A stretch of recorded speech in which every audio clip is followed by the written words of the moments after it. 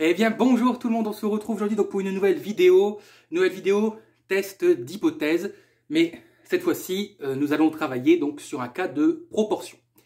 J'avais déjà fait des vidéos précédentes où on avait fait donc des tests sur la moyenne, des tests sur les variances à une population, pour le moment on reste sur une population. Là, cet exercice qu'on va corriger, c'est un cas de proportion, donc allez chercher l'exercice dans la description de la vidéo, juste en dessous. Et vous allez voir un petit peu, prenez votre temps, mettez sur pause pour bien lire l'énoncé, même si on va le relire évidemment ensemble.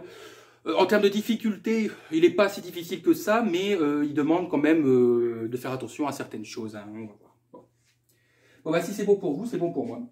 Alors on vous dit, négociant en fruits et légumes, vous signez un contrat d'approvisionnement avec un fournisseur de pommes, stipulant que le pourcentage, donc on sait déjà qu'on est dans un cas de proportion, de fruits comportant des traces de coûts consécutives à la cueillette ou au transport ne doit pas excéder 4%. Okay. Suite à une confusion entre plusieurs lots au moment du chargement, le fournisseur, donc le vendeur, vous informe que le pourcentage de fruits tachés peut être de 4% ou de 8%. Avant d'accepter ou de refuser la livraison, vous décidez d'en contrôler la qualité.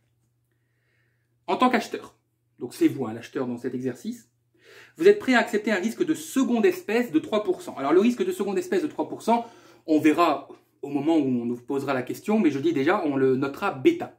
Okay, bêta. Et le vendeur souhaite, lui, que le risque de première espèce soit également de 3%. C'est formidable, l'acheteur et le vendeur veulent le même risque. Donc ça, c'est plutôt cool. Formuler les hypothèses. Donc là, on doit écrire les hypothèses, H0 et H1. Je vous rappelle que H0, c'est ce qu'on appelle l'hypothèse privilégiée. L'hypothèse nulle, c'est celle dont on aimerait qu'elle soit vraie à la fin. Et H1, c'est l'hypothèse alternative, c'est celle dont il faut des preuves pour pouvoir dire qu'elle est vraie significativement. Okay. Donc, formuler les hypothèses testées pour réaliser un contrôle de qualité en adéquation avec la nature des risques décrits. Écoutez, on vous dit dans l'exercice, en gros, je résume, alors je vais résumer un peu, on vous dit que les risques sont les mêmes. L'acheteur et le vendeur veulent tous les deux 3% de risque. Mais à la base, dans le contrat, on veut que le pourcentage de fruits tachés n'excède pas les 4%. Mais finalement, on nous dit que soit c'est 4%, soit c'est 8%. Alors, H0, je vais lui donner le 4% ou je vais lui donner le 8%? Je vais forcément, puisque c'est l'hypothèse privilégiée, et qu'à la base du contrat, on ne doit pas excéder les 4%, je vais évidemment donner les 4% à H0. C'est logique.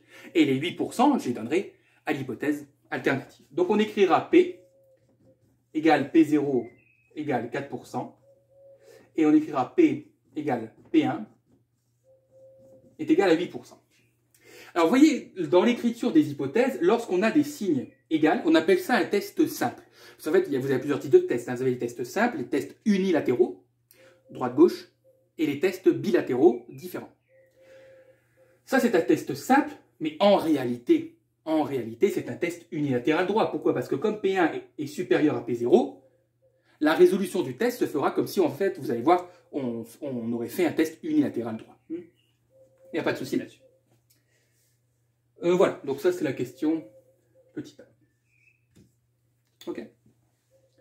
Hop, je prends le chiffon. Alors, question B. Donnez l'expression du seuil critique. Alors, ce qu'on appelle le seuil critique, ici dans la question, on peut aussi l'appeler la valeur critique. Et on peut aussi l'appeler, et moi dans les autres vidéos que j'ai déjà fait précédemment, c'est comme ça que je l'appelle la valeur significative. C'est la même chose, tout ça. Et si vous avez vu mes vidéos, cette valeur, je la note pi. Donc on vous demande de donner l'expression de ce pi en fonction de la taille de l'échantillon. Parce qu'en fait, on ne vous donne pas la taille de l'échantillon pour le moment dans l'exercice. On vous la donnera... on vous la donnera qu'à partir de la question F, la dernière question. Donc là, on ne connaît pas la taille de l'échantillon. Donc en fait, on veut exprimer pi en fonction de n, en fonction de la taille de l'échantillon, que vous supposerez très grande. Plusieurs centaines d'individus. Autrement dit, on peut déjà dire que la taille de l'échantillon n est plus grand que 100. Pour un risque de première espèce de 3%, je vous rappelle que le risque de première espèce, on le note alpha. Oui. C'est pour ça que le risque de seconde espèce, on le note bêta. Bien, donc là, comment je vais procéder? En fait, tout va se passer comme si j'allais en fait résoudre ce test d'hypothèse. Vous allez voir, en fait, on va suivre les étapes ordinaires d'un test d'hypothèse, mais à un moment donné, en fait, on ne pourra pas conclure ce test puisqu'on n'aura pas la taille de l'échantillon. Mais c'est pas grave, on veut juste exprimer pi en fonction de cette taille. Vous allez voir, hein, les questions se suivent bien, s'enchaînent bien, vous allez voir. Vous comprendrez au fur et à mesure où on peut en venir. Donc on y va. Alors, étant donné qu'on travaille sur un cas de proportion, nous avons besoin, donc, bien sûr, vous savez que la résolution d'un test se fait à partir de la variable d'échantillonnage. Pour la moyenne, c'est x bar, pour la variance, c'est le s carré. Pour la proportion, alors il y a plusieurs manières de l'écrire, moi personnellement je note fn. Donc notez bien que fn, c'est la variable d'échantillonnage. Okay, donc c'est la proportion d'échantillonnage. Bon, je vais le noter quand même. Donc c'est la proportion d'échantillonnage. C'est une variable aléatoire, hein. Ce n'est pas seulement une valeur, hein, je vous rappelle. Fn, on sait qu'elle suit, alors attention, c'est une drôle de notation, hein, c'est comme ça. Elle suit une loi binomiale, mais en fait on divise par n, parce que, bon, c'est compliqué, il faudrait faire une autre vidéo, mais retenez simplement, pour le moment, sa loi. Donc, la variable d'échantillonnage suit une loi, retenez qu'en fait elle suit une loi binomiale, mais mettez 1 sur n devant, c'est important. Le paramètre np, hein, vous savez qu'une loi binomiale c'est le paramètre np, vous devez quand même le justifier. Alors la justification elle n'est pas très difficile. En fait vous devez dire car petit n sur grand N, donc petit n c'est la taille de l'échantillon, grand N c'est la taille de la population, est supposé faible. Okay. Alors vous allez me dire, bah, attendez, comment on peut se permettre de dire ça? On ne connaît ni petit n ni grand N. Bah oui, bah, c'est pour ça que j'ai dit est supposé. On est obligé de supposer que c'est faible. Ok. D'ailleurs, ça, la petite n sur grand N, on appelle ça le taux de prélèvement. Oui, vous avez dit que je ne ferai pas de vidéo de cours, mais quand il y a des éléments de cours qui arrivent, bien sûr que je vous les donne.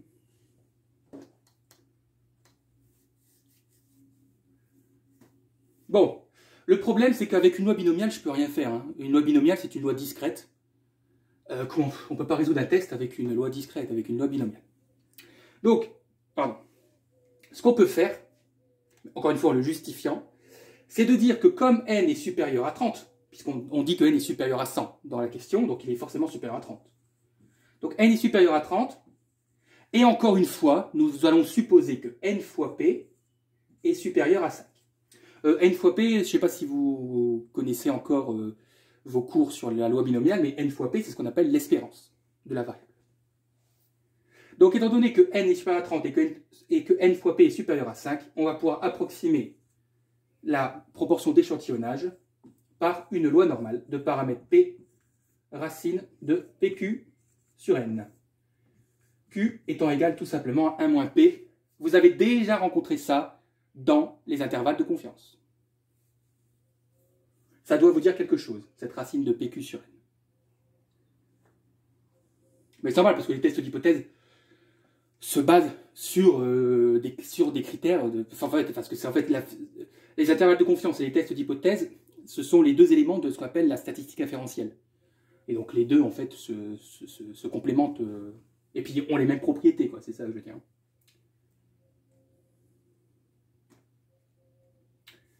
Ça va, hein, pour ça? Bon, je vais quand même laisser le test en haut, je vais effacer ça, hop là.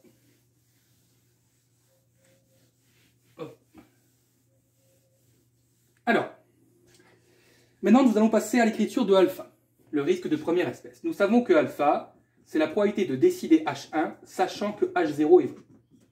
Autrement dit, c'est la probabilité de quoi? Décider H1, c'est-à-dire ce qu'on appelle la région critique. Quand vais-je décider H1? On sait que P1 est supérieur à P0. Et je vais dire en introduction qu'en fait, on a un test unilatéral droit. On décidera H1 lorsque la proportion dans l'échantillon sera donc supérieure, puisque l'hypothèse 1, retenez comme ça de manière simple que l'hypothèse 1 est au-dessus en fait, de l'hypothèse nulle. Donc lorsque la proportion dans l'échantillon sera considérée supérieure à notre fameux pi, c'est-à-dire notre valeur significative, sachant que H0 est vrai, c'est-à-dire sachant en fait que P est en réalité égal à 4%.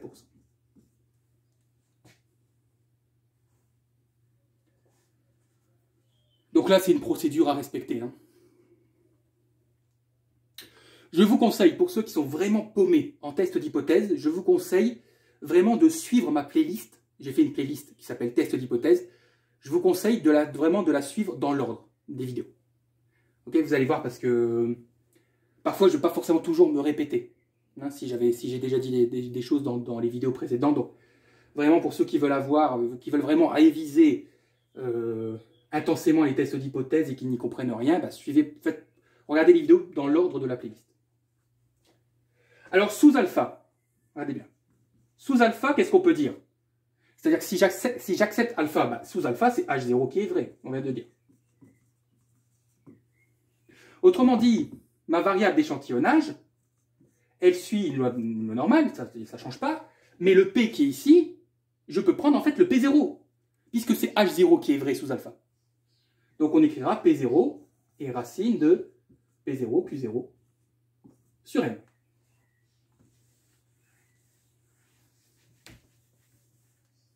Ouais.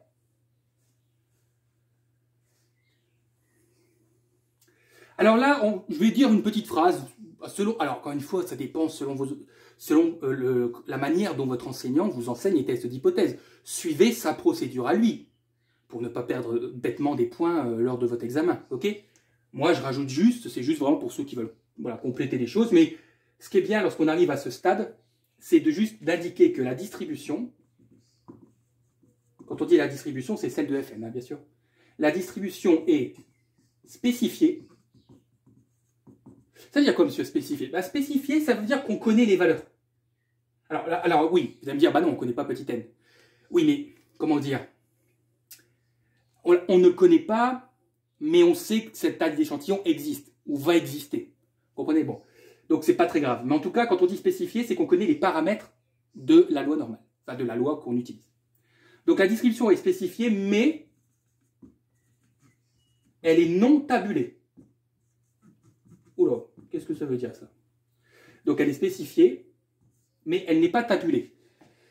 Bah, parce que vous savez que il n'y a qu'une seule table de Gauss. C'est celle dont les paramètres, c'est la variable normale centrée réduite, celle dont l'espérance vaut 0 et l'écart type 1.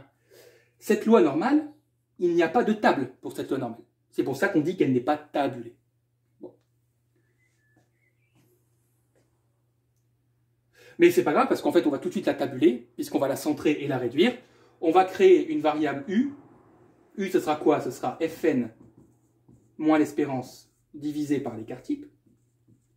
Vous devez savoir que pour transformer une loi normale en une loi normale centrée réduite, il suffit de prendre la variable, de lui retirer son espérance et de diviser par son écart type.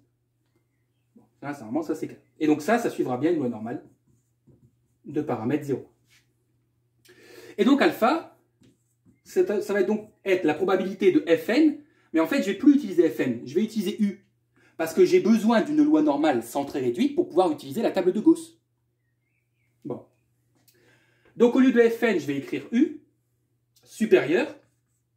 Mais les modifications que j'ai fait à Fn, Fn moins P0 sur racine, je dois aussi les faire à pi. Parce que sinon, votre inégalité n'a plus de sens. N'oubliez pas que pour qu'une inégalité conserve un sens, tout ce que je fais à gauche, je dois le faire à droite. Donc il est évident que je dois aussi écrire pi moins P0 sur racine de P0, Q0 sur N. Et la partie là, ici, vous l'ignorez à partir de maintenant. De toute façon, comme il y a indépendance, on s'en fiche du sachant que. Et ça, le pi moins P0, je vais le noter U alpha.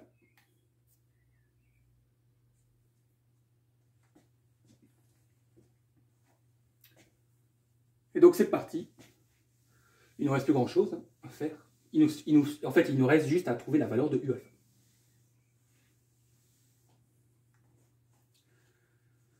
Donc, je vais réécrire. Hein. alpha, donc probabilité que U est supérieur à U alpha. On sait que alpha, on nous dit ici qu'il vaut 3%. Donc 0,03 égale P de U supérieur à U alpha. Et donc là, on va aller chercher U alpha dans la table. Sauf qu'il y a deux problèmes, c'est que vous ne pouvez pas lire 0,03. OK?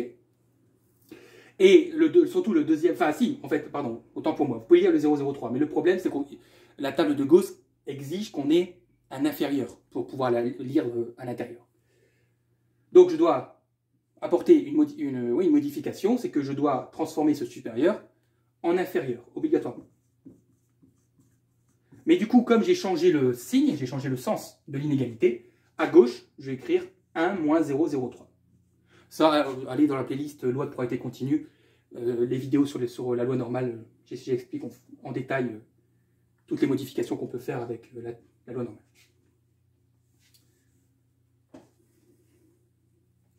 Quoique non, oui, non, j'avais raison, autant pour moi, excusez-moi, je suis un petit peu confus. Le 0,03, on ne peut pas le lire, okay, parce que nous, en fait, cette valeur-là, on va devoir aller la chercher à l'intérieur, parce que je pensais qu'on était sur l'extérieur, mais pas du tout. Donc du coup, ça fait 0,97 égale P de U inférieur à U alpha. Et donc là, on a notre inférieur, et 0,97, on peut aller le lire dans la table.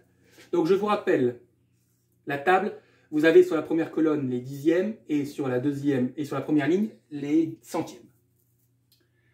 Mais attention, 0,97, n'allez pas le chercher sur la première ligne, la première colonne, pardon, et la première ligne. Parce que 0,97, c'est la valeur de la probabilité. Vous êtes d'accord avec moi que c'est bien la probabilité qui vaut 0,97. Donc le 0,97, vous devez aller le chercher ici, à l'intérieur. OK? Et si vous regardez la table de Gauss que je vous ai mis dans la description, vous voyez qu'on commence à 0,5. C'est pour ça que 0,03, on ne pouvait pas aller le chercher. Donc aller chercher à l'intérieur, 0,97, alors allez chercher celui qui est le plus proche de 0,97.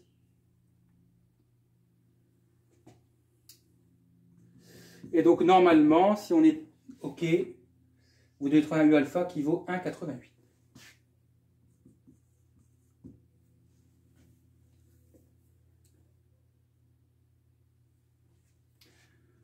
Or, qu'est-ce qu'on vient de dire? On vient de dire que U alpha, il est égal à pi moins P0 sur racine carrée de P0 Q0 sur N. Donc, U alpha, on sait qu'il vaut 1,88.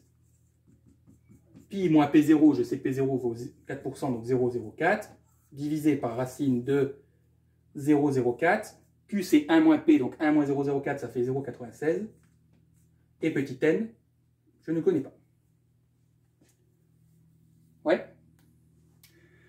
Et donc, c'est pas fini. Regardez bien, on a deux inconnus. On a pi et n. Et donc, je peux bien répondre à la question. C'est-à-dire que je peux exprimer pi en fonction de n.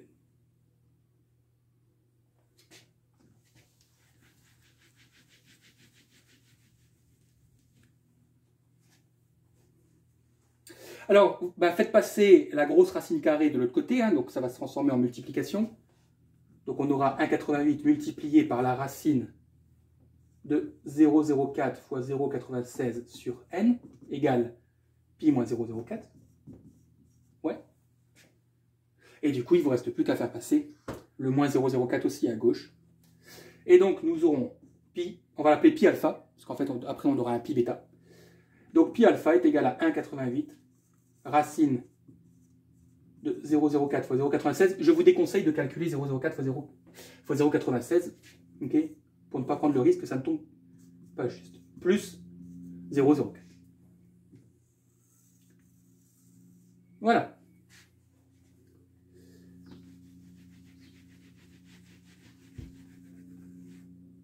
Ça va?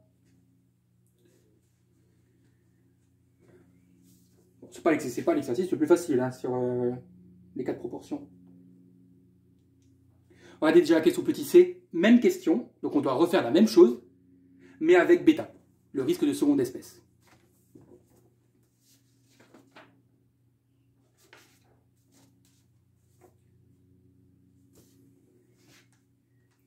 Donc petit c, alors bien sûr je ne refais pas tout, puisque là le Fn suit une loi binomiale, nanana, puis ensuite on peut approximer par une loi normale, nanana. Bon, je passe tout de suite à l'étape où j'écris bêta. Voilà. Alors bêta c'est quoi? Le risque de seconde espèce, pardon, c'est l'inverse, c'est-à-dire c'est la probabilité, c'est l'inverse de alpha, c'est la probabilité de décider H0 sachant que c'est H1 qui est vrai. C'est bien on avait dit qu'on décidera H1 lorsque Fn sera supérieur à pi. On décidera H0 lorsque, évidemment, Fn sera inférieur à pi, sachant que P est égal à P1, qui est égal à 0,08. Vous avez vu, en fait, vous allez voir, on va reprendre la même procédure que pour alpha, mais avec bêta. Donc, sous bêta, c'est H1 qui est vrai. Et donc, Fn suivra une loi normale, mais on prendra les paramètres de H1, c'est-à-dire P1, et racine de P1, Q1 sur N. La distribution est spécifiée, mais elle n'est pas tabulée.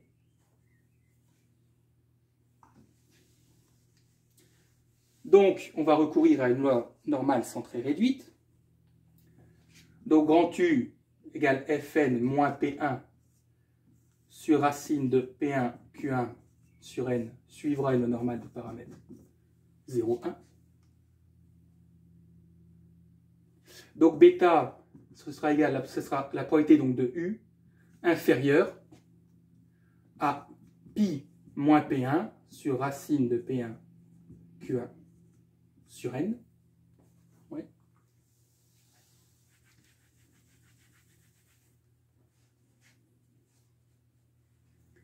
Et ça, là, le pi moins P1, on l'appellera U bêta. Donc, bêta, c'est donc la probabilité que U est inférieur à U bêta. Bêta vaut aussi 0,03. Alors là, vous allez me dire, ah ben c'est génial monsieur, on a déjà un inférieur. C'est super, ouais. Mais 0,03 n'est pas dans la table de Gauss. Regardez ce que je vais pouvoir faire. Je vais pouvoir faire 1 moins ça. Donc ça fait 0,97.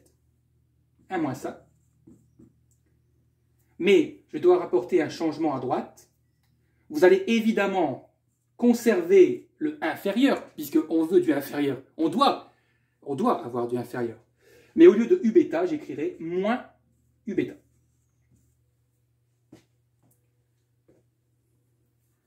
Ah, excusez-moi, mais 0,97, on avait déjà trouvé la valeur, on avait dit que c'était 1,88. Donc ça veut dire que moins U bêta sera égal à 1,88. Conclusion, U bêta sera donc égal à moins 1,88. Et donc je pose l'équation. Donc U bêta égale pi, donc moins P1, 0,08, sur racine de 0,08 fois, du coup, 0,92, sur N. Donc le U bêta, je remplace tout de suite par moins 1,88. Voilà. Et donc j'ai exprimé pi en fonction de N. Donc comme si vous avez compris avec alpha, c'est pas très compliqué. Ça sera donc moins 1,88 fois la grosse racine, là.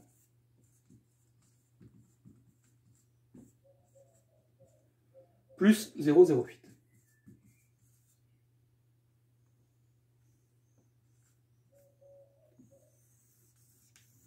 Et on l'appellera pi bêta.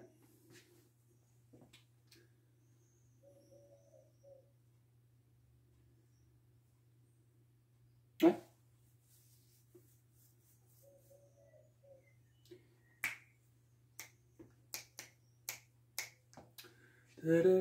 Alors, encadrez-les bien, surlignez-les bien, les deux équations, là, pi alpha et pi bêta, puisqu'on va devoir s'en servir pour la question suivante. Bon, écoutez, j'efface le test, hein, maintenant on a compris que P0 c'est 4% et P1 c'est 8%. Parce que je vais avoir besoin d'énormément de place.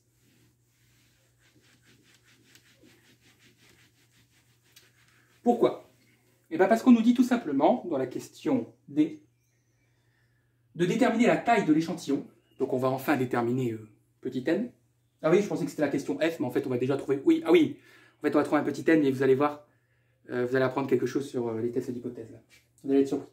Pour respecter la condition que les deux risques soient égaux à 3%, calculer le seuil critique et énoncer la règle de décision. Bon, en gros, on doit trouver petit n. Pour que le risque alpha vaut 3% et bêta vaut 3%. En fait, les deux questions précédentes qu'on vient de faire, hein, c'est exactement ça. Bah, écoutez, pour que les deux risques soient égaux à 3%, et que, vous comprenez, pour que les deux risques soient égaux à 3%, contre la taille de l'échantillon. La taille de l'échantillon du pi alpha doit être la même que celle du pi bêta. Puisque la résolution qu'on a faite, on l'a faite avec un alpha qui vaut 3% et un bêta qui vaut 3%. Ça veut donc dire que si les deux tailles d'échantillon dans pi alpha et dans pi bêta sont les mêmes, enfin la valeur, en fait il n'y en a pas deux, c'est la valeur de la taille d'échantillon est la même pour pi alpha et pi bêta, et bien pour la trouver, il suffit d'égaliser pi alpha est égal à pi bêta. Ouais. Donc en fait, ici l'idée, c'est de dire que pi alpha doit être égal à pi bêta. Et donc on aura une équation à résoudre.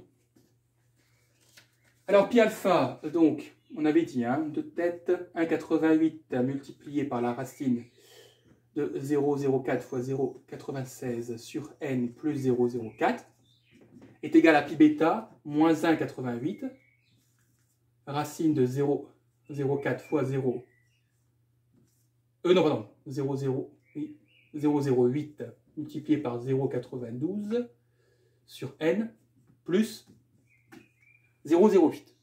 Okay, je vérifie quand même. C'était de tête, mais je crois que c'est ça. Oui, c'est ça. Et donc là, bah, écoutez, on a une équation à une inconnue et on va trouver la valeur de petit n. Alors, ce que je vais faire, c'est que les deux grosses racines, je vais les passer du même côté. Autrement dit, je vais laisser tranquille un 88 là et sa racine. Ils ont l'air bien ensemble, hein, donc on va pas les... Voilà. Et le moins 1,88 et sa racine, je vais la passer donc à gauche. Donc on aura plus 1,88 racine égale. Donc là, à droite, il va rester 0,08. Et le 0,04, je vais faire passer à droite, donc moins 0,04.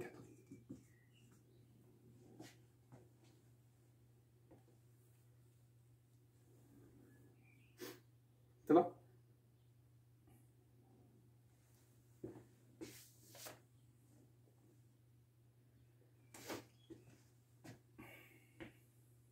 Vous êtes d'accord que racine de a sur b, c'est égal à racine de a divisé par racine de b. C'est-à-dire que la racine, je peux la décomposer en deux, une au numérateur et une au dénominateur. Donc regardez, je ne vais pas aller trop vite, hein, on pourrait sauter une étape, mais je ne vais pas le faire. Donc on va faire 1,88 multiplié par, donc en bas on aura racine de n, et en haut on aura racine de 0,04 fois 0,96.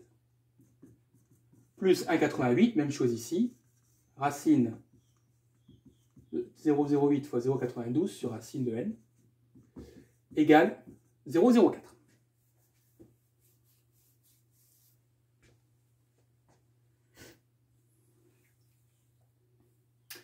Et là, je peux factoriser. À gauche. Et là, je sais, beaucoup d'entre vous vont dire, attendez, qu'est-ce que vous nous dites là? Factoriser. Bah oui, parce qu'en fait, racine de n, là, en bas, c'est comme si j'avais 1 sur racine de n. Bon, écoutez, je ne vais pas aller trop vite. Je vais vous réécrire une étape. Donc, regardez. Voici ce que je peux écrire sans changer l'équation. Voilà. C'est la même chose, parce que si vous prenez la racine là et que vous la multipliez par 1, bah vous retrouvez votre quotient qui est ici. Ouais, bien. Donc plus, même chose ici, 1,88 multiplié par 0,08 fois 0,92 multiplié par 1 sur racine de n. Vous allez me dire, mais monsieur, au lieu de factoriser par 1 sur racine de n, on pourrait même factoriser par 1,88 sur racine de n. Ben oui, mais moi le but c'est je cherche à isoler le n. Donc ne lui rajoutez pas des choses. C'est mieux de factoriser par 1 sur racine de n que par 1,88. Il va vous apporter quoi le 1,88? Absolument rien. Et donc là on y va, on factorise par 1 sur racine de n. Donc, facteur de quoi? Bah, ce qui reste, hein, donc 1,88 divisé par 0,04 fois 0,96 plus 1,88 racine de 0,08 fois 0,92. Vous avez vu que j'ai fait aucun calcul, hein, parce que je veux le résultat le plus exact possible. Donc il ne me faut pas d'arrondi. Égale 0,04. Bon là on a fait le plus bon du boulot, hein, je vous rassure.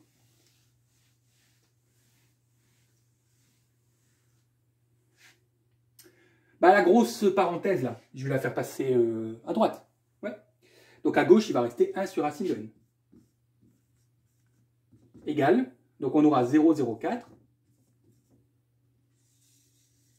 sur 1,88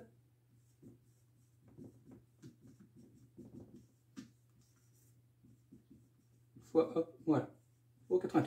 Bon, je sais que c'est long, hein, il faut à chaque fois recopier les racines carrées, etc. Hein, c'est pas l'équation la plus rapide à résoudre, hein, je vous l'accorde. Alors là, regardez l'astuce. D'ailleurs, je vais mettre une parenthèse parce que, hop, voilà, comme ça. Vous allez comprendre pourquoi. Enfin, je vais la mettre en rouge même. Voilà. Alors ici, l'astuce, c'est que, en fait, je vais inverser. C'est-à-dire que je vais mettre racine de n en haut et 1 en bas. Bah, du coup, ça fera racine de n. Et donc, en fait, regardez, je vais inverser. Et si j'inverse à gauche, eh ben, j'inverse à droite, c'est-à-dire qu'à droite, on aura la grosse parenthèse sur 0,04. Vous pouvez le faire, hein, mathématiquement, il n'y a aucun souci. D'ailleurs, c'est une logique implacable. Et donc, bah, il n'y a plus que la racine carrée qui me gêne. Donc, le moustique. Donc, n sera donc égal à votre grosse parenthèse, là, sur 0,04 au carré. Okay, pour se débarrasser d'une racine, on élève au carré. Et donc, pas embêter, elle. Et donc, n sera égal à 482,28. Vérifiez, hein. Donc, l'échantillon vaut 482,28.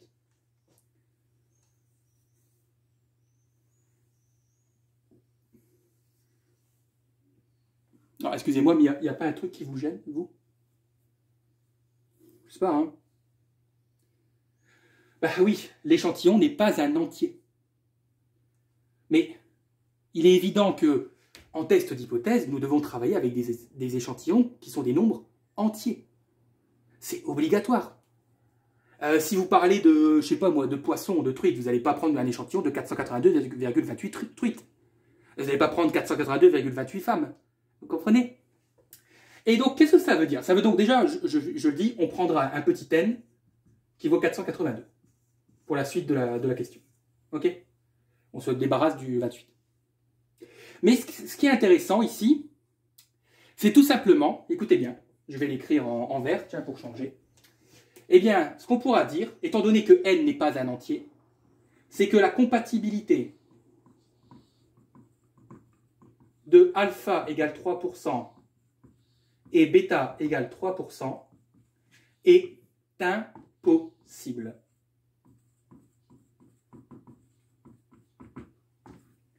En réalité, bon, nous on l'a fait, mais en réalité, alpha et bêta ne peuvent pas tous les deux être égaux à 3%. C'est impossible.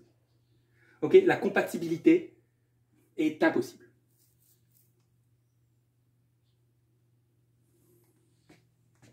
C'est pour ça que vous allez voir dans la suite de l'exercice, on va corriger. En fait, on va prendre un bêta de 3%, mais on va corriger la valeur de alpha. Ça va?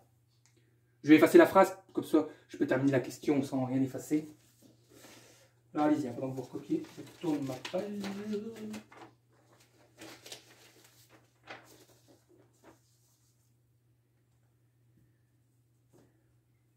Alors on nous demandait aussi de calculer le seuil critique, c'est-à-dire la valeur de pi. Ah, écoutez, vous prenez pi alpha ou pi bêta, hein, parce que de toute façon on a dit que les deux étaient... On a trouvé, pour ce petit n là, pi alpha est égal à pi bêta.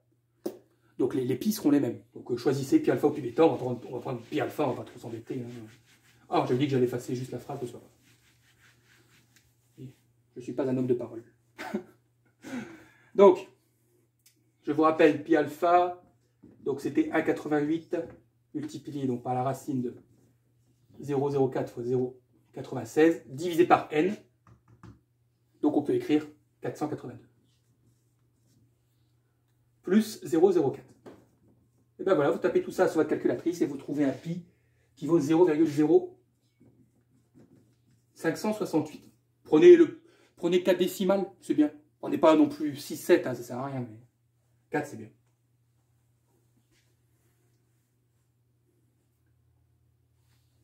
Et donc la RDD, la règle de décision, hein, C'est-à-dire ce qui va me permettre... En fait, la règle de décision, c'est quoi? Bah, c'est ce qui va me permettre de dire si c'est H0 ou H1 qui est vrai.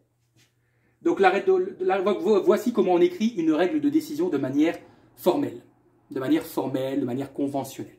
On écrit la taille de l'échantillon. On écrit, alors c'est ça le plus important, la fameuse règle de décision, c'est que si, on avait dit quoi pour décider H1? Si Fn est supérieur à pi. Donc si Fn... Alors attention, je vous dis, dans la règle de décision, on prend toujours la règle qui va nous permettre de décider H1, pas H0.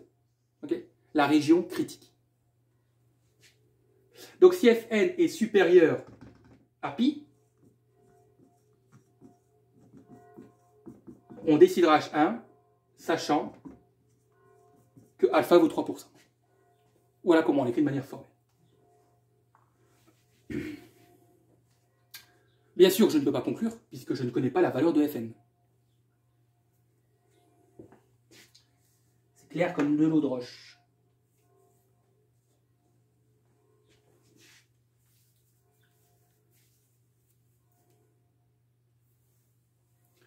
Oui. Bien. Alors, question petite 2. En position de force, en qualité d'acheteur, vous exigez non seulement de limiter à 3% le risque que vous acceptez de courir. Le risque de l'acheteur, c'est alpha ou bêta? Je vous laisse quelques secondes pour vérifier. Dites-moi. L'acheteur. Hein. On est d'accord. Hein, si vous regardez l'énoncé, les deux dernières lignes de l'énoncé, l'acheteur, c'est bêta. C'est le risque de seconde espèce.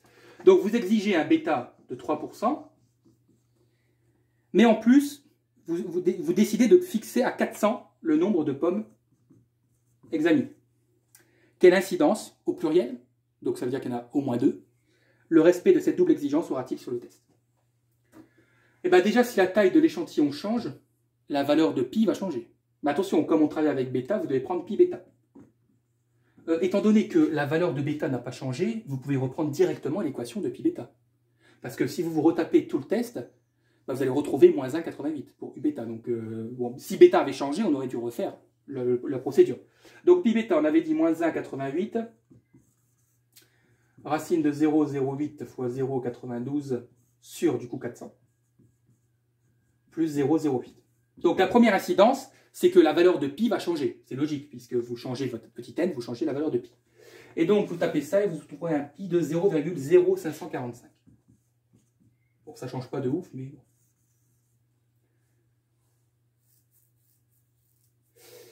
Mais si pi change, écoutez bien, si la valeur de pi a changé, la valeur de u alpha, parce que vous savez bien que u alpha, il dépend de pi, donc la valeur de u alpha va changer. Et donc la valeur de alpha va également changer. Donc la deuxième incidence, c'est de trouver la nouvelle valeur du risque de première espèce, c'est-à-dire la nouvelle valeur de alpha. Je vous rappelle que alpha, c'est la probabilité que u, donc là je passe tout de suite à la loi normale sont très réduite, hein. U est supérieur à u alpha. Et vous savez que u alpha, c'est pi moins P0 sur racine de P0 Q0 sur N. Autrement dit, je peux calculer U alpha. Ce sera pi, donc 0,0545, moins P0, 0,04,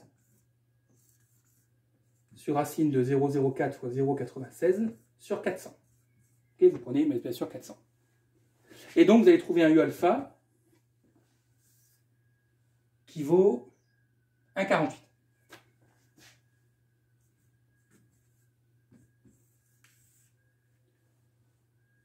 Vérifiez, hein, les résultats, mettez sur pause. Du coup, alpha, ce sera la probabilité que U est supérieure à 1,48. Et donc, vous voyez, à partir de ça, je vais pouvoir trouver la valeur de alpha. Pas beau les tests d'hypothèse? J'adore ça. Je peux me nourrir des tests d'hypothèse. J'en fais un petit peu trop quand même. Problème, c'est qu'encore une fois, on a du supérieur, il nous faut du inférieur, mais on l'a dit tout à l'heure, je peux écrire 1 moins alpha à gauche et changer le sens. 1,48. Alors attention, cette fois-ci, le 1,48, vous allez le chercher sur la première ligne et la première colonne. Ok? Donc là, vous allez chercher 1,4 et ici, vous allez chercher 0,08. Ouais. D'accord avec ça, hein? Donc sur la première ligne, vous allez chercher 0,08. Là, 1,4, vous croisez les deux informations et vous trouverez la valeur de 1 moins alpha, 0,931. Donc alpha sera égal à 1 moins 0,931. Et donc alpha, je le mets tout de suite en pourcentage, 6,9%. Ça, c'est compatible. Alpha 6,9%, bêta 3%, c'est compatible puisque nous travaillons avec un échantillon qui est bien un nombre entier. Mais vous avez vu, je reviens à la conclusion de tout à l'heure, alpha 3% et bêta 3%, ce n'est pas possible.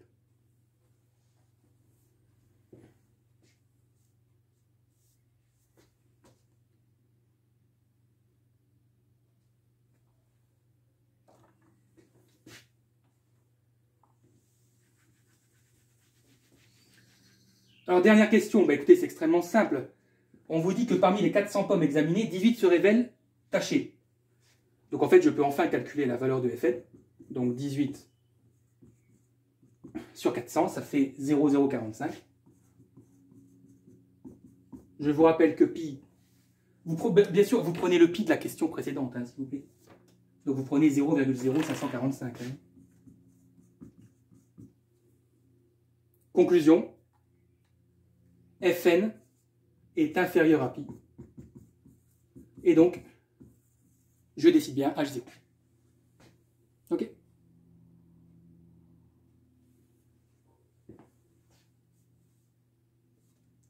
Donc, acceptez-vous la livraison? Eh bien oui, vous l'acceptez, hein, puisque là, c'est conforme au contrat, c'est-à-dire qu'on a une proportion de pommes tachées de 4%. Donc oui, vous acceptez bien sûr la livraison, puisque vous décidez H0.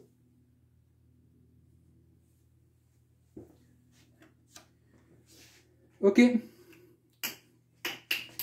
Bon, voilà, donc c'est tout. C'est tout pour aujourd'hui. Voilà, j'espère que ça vous aura plu ce petit exercice. Et puis donc je vous souhaite à toutes et à tous un bon courage. Et on se dit à très bientôt.